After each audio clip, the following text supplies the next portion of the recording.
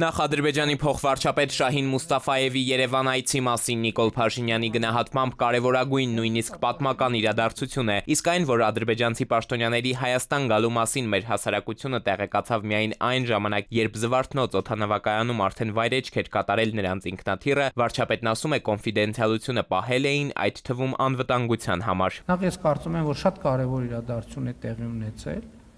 եւ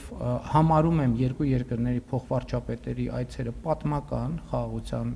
գործընթացի եւ ինստիտուցիոնալացման տրամաբանության մեջ եւ ես շատ ուրախ եմ, որ եկել ենք այս հանգրվանին։ Մամուլում լուրեր էին տարածվել, թե Հայաստանում ծնված, մեծացած Ադրբեջանի փոխվարչապետը հայ-ադրբեջանական սահմանի զատման գծման աշխատանքները քննարկելուց բացի իր հետ Երևան է բերել նաեւ մեր երկրից այսպես կոչված տեղահանված 300,000 ադրբեջանցիների վերաբնակեցման հարցը, նույնիսկ կոնկրետ տեղանքների անուններ էին նշվում Կոտայքից Գեղարքունիք։ Լրագրողը վարչապետ Փաշինյանին հարցնում է, կարող եք պաշտոնապես հերքել այս տեղեկությունը։ Ի պատասխան Նիկոլ Փաշինյանը նշում է, Ադրբեջանի հետ այս հարցը երբևէ չեն քննարկել, նաև հիշեցնում է, տևական ժամանակ Բաքվի իշխանությունների հետ քննարկման չեն առնում նաև Արցախից բռնի տեղահանված մեր հայրենակիցների վերադարձի թեման, որն ի դեպ ի տարբերություն ադրբեջանցի կեղծ փախստականների, արցախցիների միջազգայինորեն ճանաչված իրավունքն է։ Ակնհայտորեն երկու ուղղությամբ էլ քննարկումները ունեն պրովոկատիվ ազդեցություն ընթացիկ քաղաքական իրավիճակի վրա եւ մեկը մյուսին կարող են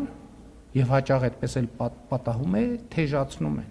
Դարձյալ մամուլն էր գրել, թե առաջիկայում Հայաստանի ընտրական զարգացումների փուլում բացառությամբ Արցախի ռազմաքաղաքական ղեկավարության Ադրբեջանը պատրաստվում է պատանդառած մյուս գերիներին հայրենադարձել Հայաստան։ Այսինքն հունվարին, որ վերադարձել են,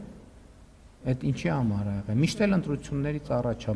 նախորդ խումբն էլ որ վերադարձել է, այլ ընտրություններից առաջ է։ Նախորդ խումբն է որ վերադարձել է, միշտ ընտրություն, ժողովրդավարական երկրում միշտ ընտրություններից առաջ է։ Արցախում ադրբեջանցի վանդալների ձեռնարկած մշակութային ցեղասպանության մասին, եթե Հայաստանի կառավարությունը չի պատրաստվում զբաղվել Ստեփանակերտի մայր տաճարը հողին հավասարեցնելու հարցով, այն հիմնավորմամբ թե տեղի ունեցողը Հայաստանի ինքնիշխան տարածքներից դուրս է, ինչու պաշտոնական Երևանը հարց չի բարձրացնում Հայաստանի միջազգայինորեն ճանաչված տարածքներում ադրբեջանցիների կատարած ռազմական հանցագործությունների առնչությամբ, վարչապետն այս հարցին պատասխանում է բերելով Արցվաշենի օրինակը։ Երբ որ սահմանազատման արդյունքում Արցվաշենը վերադառնում է Հայաստանի Հանրապետության վերահսկողության ներքո եւ մենք գնում ենք տեսնում, որ այնտեղ կառուցվել է